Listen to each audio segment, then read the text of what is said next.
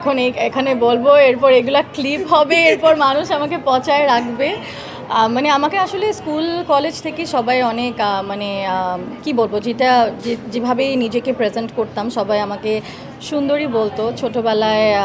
ছোটোবেলায় আমি আসলে অনেক নাদুস নুদুস ছিলাম, তারপরে গোলগাল মুখ ছিল, একদম ফর্সা টসটসে ছিলাম। তো মানে সবাই আমাকে, মানে হয় না আগে একটা ছিল যে টসটসে বাচ্চা হলে আদর করব, এরকম টাইপের ছিল।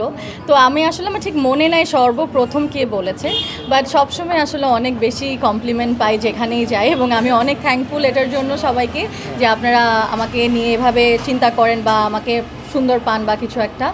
তো সবাই আসলে আমাকে ভালোই বলে, পিছে কি বলে আমি জানি না, বাট সামনাসামনি যেখানেই দেখে সবসময় আমার, স্পেশালি আমার স্টাইল বা যেভাবে আমার নিজেকে প্রেজেন্ট করি। এখন তো সোশ্যাল মিডিয়াতে কাজ করছি, এটা আমার এখন একটা, এটা তো আমার কাজ।